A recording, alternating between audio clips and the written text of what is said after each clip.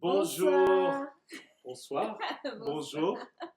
Bienvenue pour notre rubrique Connexion divine. Nous sommes dans la joie d'être connectés avec vous pour ce moment, dans la présence de Dieu, connectés avec tous nos internautes du monde entier, de la France déjà et de partout à travers le monde. Je me présente, je suis le frère Franzi, connecté avec vous de la France pour notre rubrique Connexion divine, mais je ne suis pas seul. Je suis accompagné de la sœur Tamar qui est avec moi. Bonsoir à tous. En effet, je suis la sœur Tamar et c'est un plaisir pour moi aussi de pouvoir vous accompagner pour ce temps exceptionnel, ce rendez-vous divin que nous avons ensemble.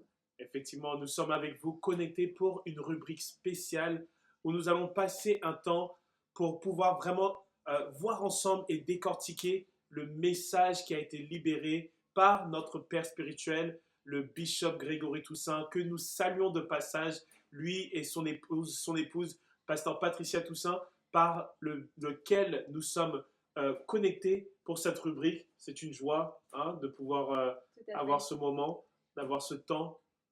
En effet, alors ce soir, nous allons vous inviter à vous disposer pendant un moment où nous allons rentrer en effet dans cet extrait où le bishop Grégory Toussaint nous invite il nous interpelle vraiment là où on nous apprend à donner beaucoup afin de recevoir à notre tour. Et tout ça par un extrait justement de la parole de Dieu que nous allons pouvoir voir ensemble, échanger ensemble. Alors, sans plus tarder, nous allons passer cet extrait et on va se retrouver juste après. Alors, ne nous quittez pas, restez connectés après ce message pour qu'on puisse tous ensemble se connecter par rapport à ce message. On vous dit à tout de suite pour le message qui va être libéré par le bishop Grégory Toussaint. À tout à l'heure. Voilà, chers amis, nous sommes encore dans le livre de Ruth. Donc nous sommes maintenant au chapitre 2, le verset 1er. Nous parlons de Boaz, n'est-ce pas? Qui était Boaz? Donc la semaine dernière, j'ai commencé à vous parler de Boaz un peu. Qui était-il? Que signifiait son nom? Mais l'une des choses que nous avions vues par rapport à Boaz, c'est que c'était un homme généreux.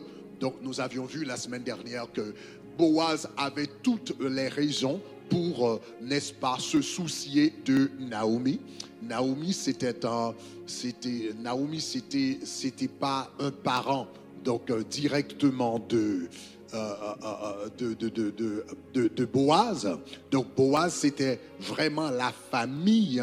Boaz, c'était la famille d'Elimelech. Ce n'était pas directement la famille de Naomi, c'était la famille de son mari et c'était un parent éloigné. C'était un mari d'un mari, c'était un cousin d'un cousin. Donc c'était vraiment une famille éloignée. Donc il avait toutes les raisons pour ne pas vraiment se soucier de cette femme et pour dire voilà, je m'en fous de cette femme. Mais au lieu de trouver une raison pour ne pas aider, il a trouvé une raison pour aider. Et donc, je vous avais dit la semaine dernière que vivre en communauté signifie trouver une raison pour aider. Donc, si Boaz ne voulait pas aider donc Naomi, il pouvait le dire, eh bien voilà, Naomi c'était la femme d'un parent éloigné et cet homme est mort maintenant. Donc il n'y a vraiment plus, j'ai plus de relation avec cette femme. Donc je n'ai aucune raison à étendre la main envers cette femme. Mais au lieu de trouver une raison pour ne pas aider, il a trouvé une raison de préférence pour aider. Et donc c'était un homme généreux. Et en retour, qu'est-ce qui est arrivé? Eh bien en retour, cet homme était béni. La Bible dit il était puissant et riche. Il y a une autre traduction qui dit il était puissamment riche. Donc Elimelech était riche au moment de la famine. Donc il est parti avec sa famille pour ne pas partager ses biens avec les autres. Donc il est parti dans l'abondance pour vivre dans un pays d'abondance, c'est-à-dire Moab, et il s'est trouvé dans la pauvreté. Donc quand il est parti, il était parti dans l'abondance. Naomi a dit, j'étais dans l'abondance quand j'étais à Bethléem. Il est parti en abondance pour vivre dans un pays où il y avait de l'abondance et il s'est retrouvé dans la pauvreté parce qu'il ne voulait pas partager, il ne voulait pas vraiment se soucier de sa communauté. Boaz, lui, n'était pas nécessairement riche, il n'était pas nécessairement connu. D'ailleurs, avant la mort d'Elimelech, on ne parlait pas de Boaz. Donc plus tard, nous allons voir que Boaz ne faisait pas partie de la lignée royale. C'était un cousin d'un cousin, etc. Donc il ne faisait pas partie directement de la famille royale. Mais cet homme qui n'avait pas une grande renommée, qui probablement n'avait pas une grande et forte richesse auparavant, maintenant s'est trouvé dans la richesse. Il est resté avec sa communauté pour aider. Et au milieu de la famine en Bethléem, eh bien, Boaz est devenu un homme très riche. Dieu l'a béni parce qu'il était généreux. Donc, je vous avais dit la semaine dernière que Dieu, vous n'allez pas vous appauvrir en donnant. Vous n'allez pas vous appauvrir en aidant aux autres. Vous n'allez pas vous appauvrir en ayant un cœur compatissant. Parce que plus tu donnes aux autres, plus Dieu, lui, il te donne. La Bible dit, celui qui arrose sera arrosé. Celui qui arrose sera arrosé. Parfois, nous attendons à l'inverse. Donc, nous attendons que Dieu nous arrose d'abord pour que nous arrosions les autres. Mais ce n'est pas le principe biblique. Le principe biblique dit, celui qui arrose d'abord, et lui, il sera arrosé. Tu arroses d'abord et Dieu t'arrose. Donc Boaz a arrosé et en retour, Dieu l'a arrosé. Alléluia. Donc, c'était un homme généreux. Nous allons voir.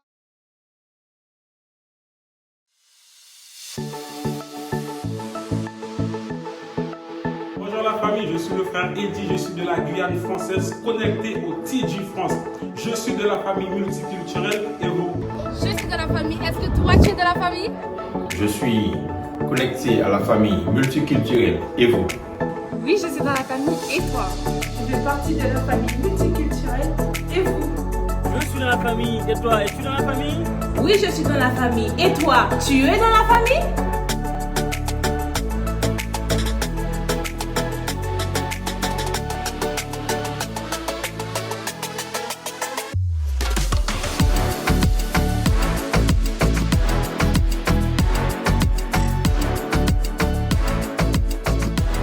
Nous sommes de la famille et vous?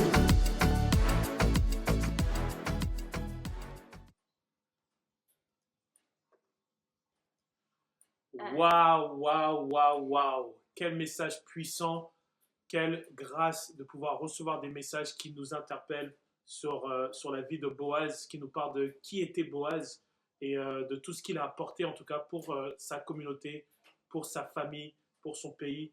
C'est une grâce, hein, Tout à certainement. fait. En effet, c'est une grâce et nous bénissons le Seigneur pour ce message qui tombe à pic.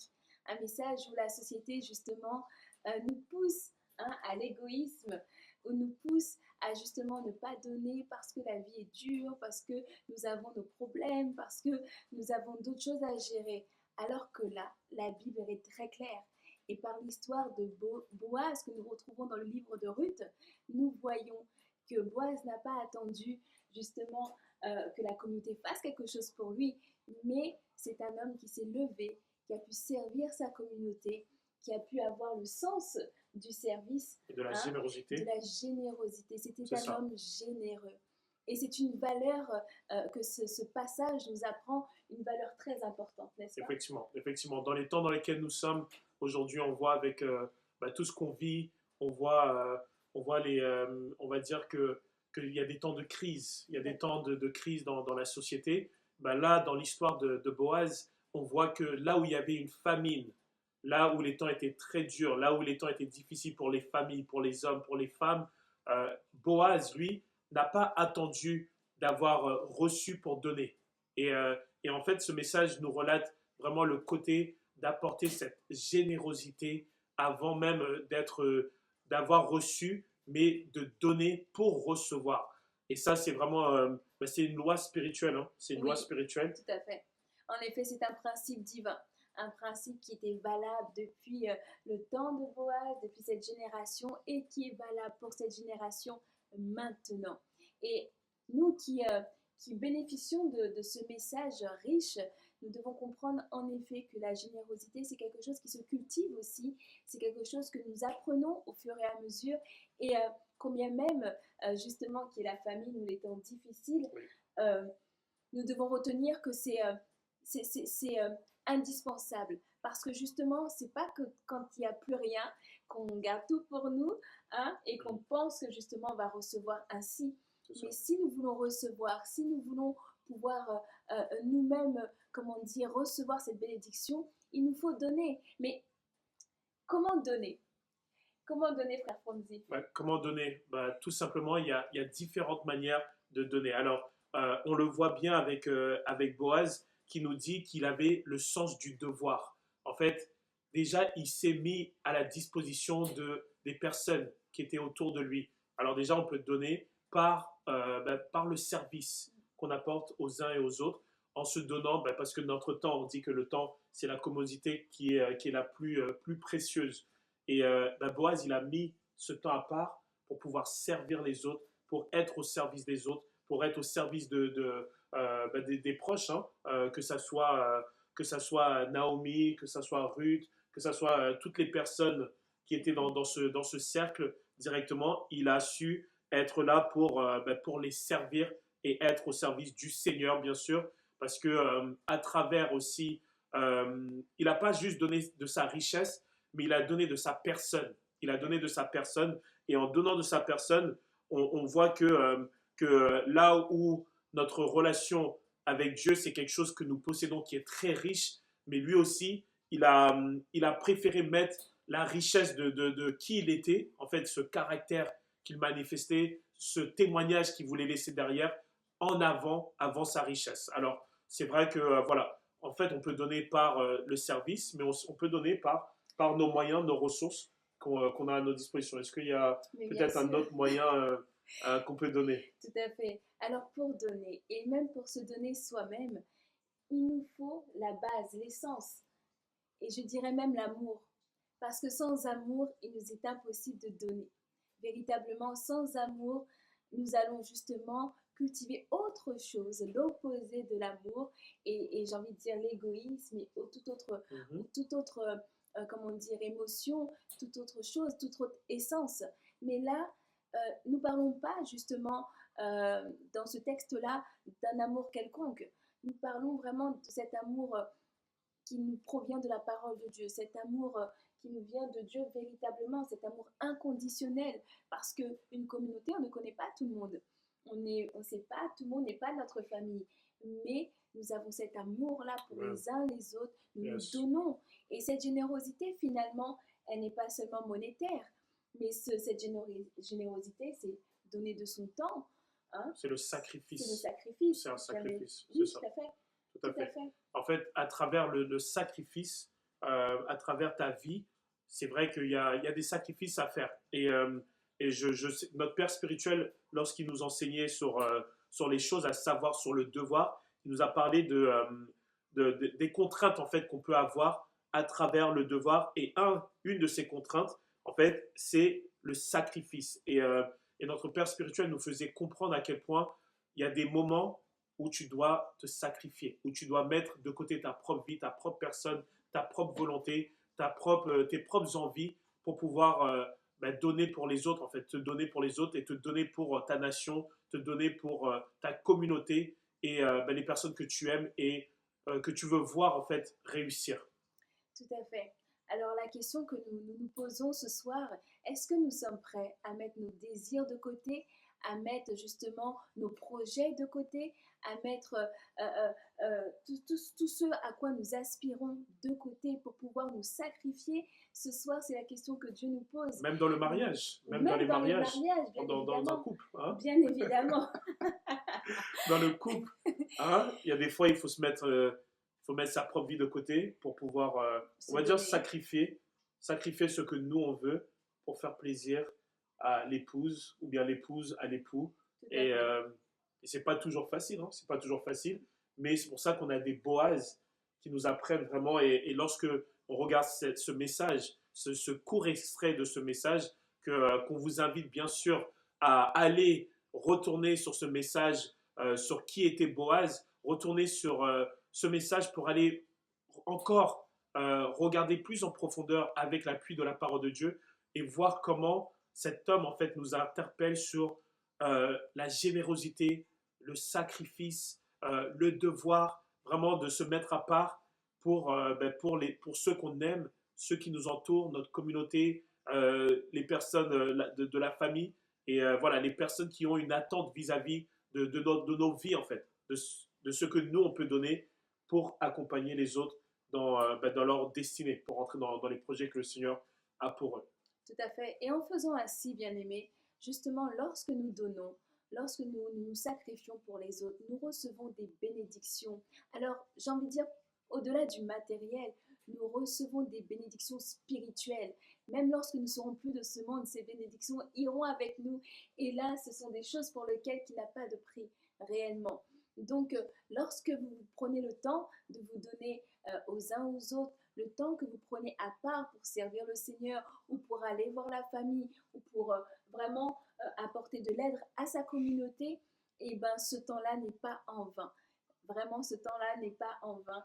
C'est vraiment une grâce et c'est quelque chose que nous devons apprendre à cultiver jour après jour dans les petites actions, bien sûr, hein, du quotidien avec les dons et les talents que nous avons, n'est-ce pas? Exactement, tout à fait. Tout à fait. On croit vraiment qu'on est une famille royale et cette famille royale doit se soutenir les uns les autres.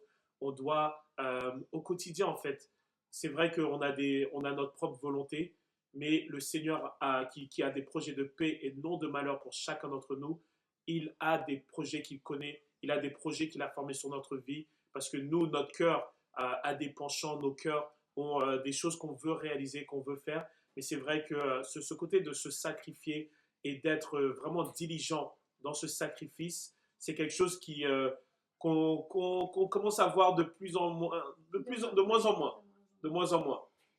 moins. Et aujourd'hui, on veut vraiment vous interpeller sur ce côté-là, de vraiment se mettre dans cette disposition pour pouvoir servir les autres, aimer les autres de manière avec diligence, et être responsable en fait de ça et de le porter parce que le Seigneur nous appelle dans cette dimension-là.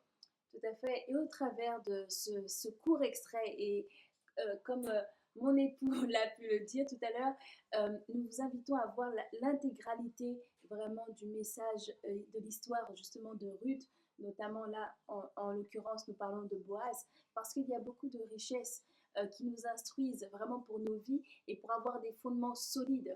Alors là, ce que j'aimerais retenir, c'est que dans la vie, il y a une des richesses plus grandes, bien sûr, que nous avons après Dieu, ce sont nos relations avec les gens.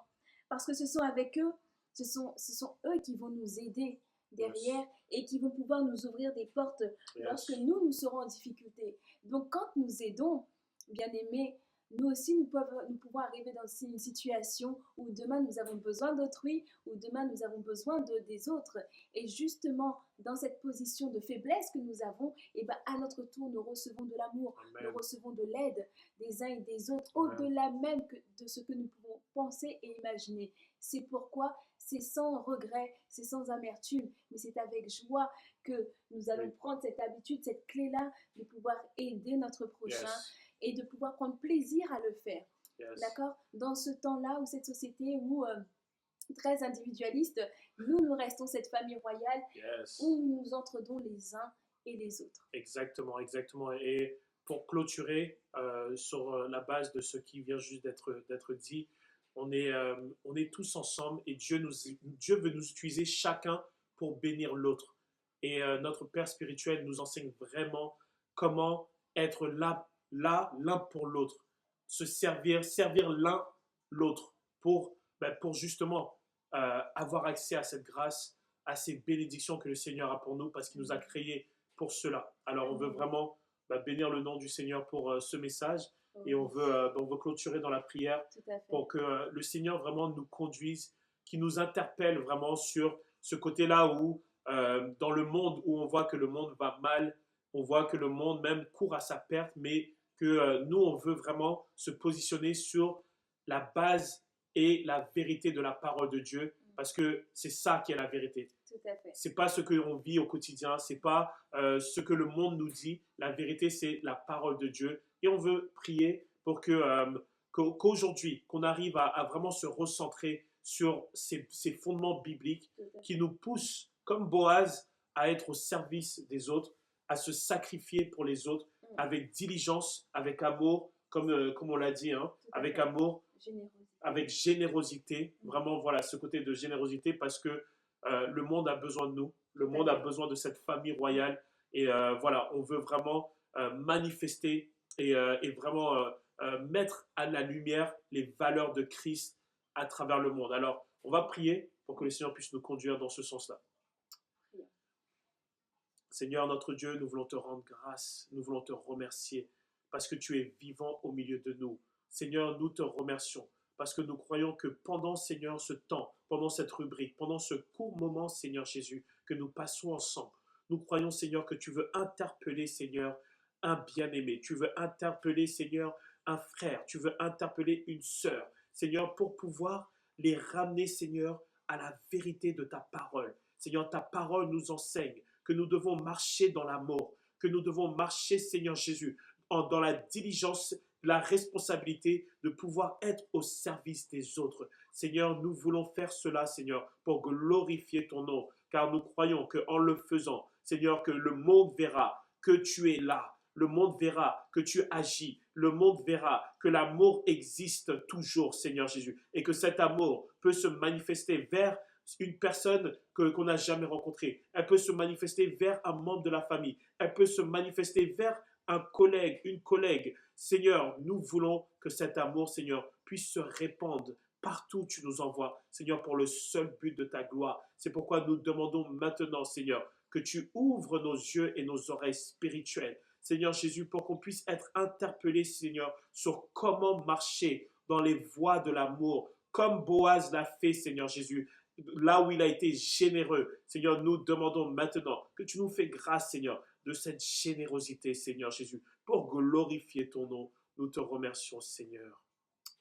Oh Seigneur, Père éternel, mon Dieu, mon roi, nous te bénissons encore.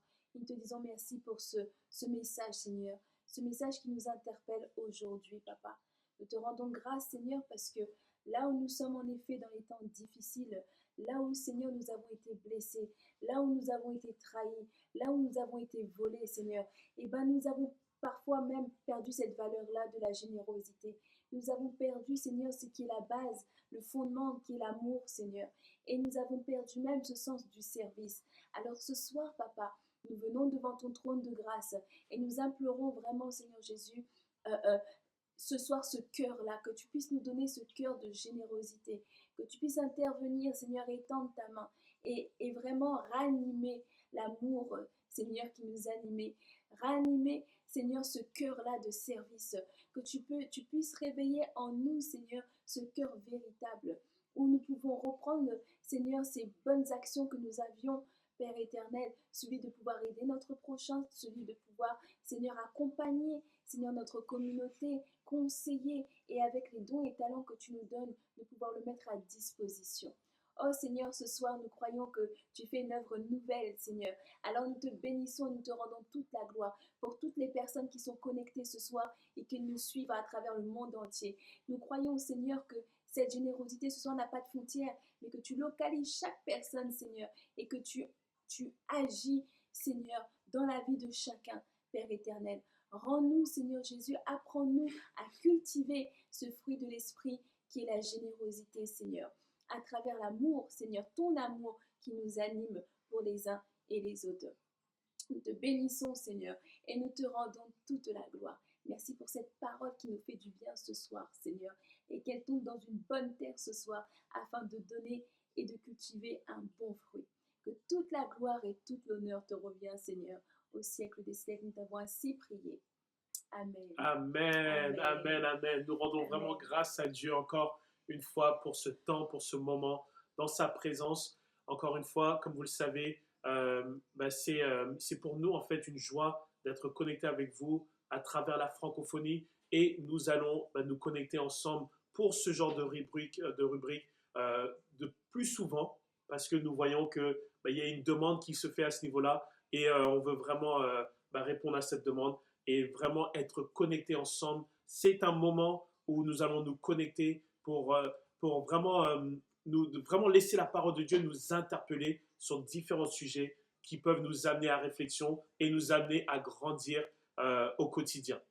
Tout à fait. Alors, lorsque vous vous connectez à ces rendez-vous-là, ne venez pas seul. Invitez une amie, un ami, un membre de la famille, justement, à partager ce moment. Et puis, pourquoi pas, justement, continuer après cette rubrique à échanger entre familles, à pouvoir prier sur ce sujet-là, car ce sont des fondements qui sont vitaux, hein, vitaux pour nos vies, et nous en avons besoin. En tout cas, c'était une grande joie de pouvoir partager ce moment avec vous.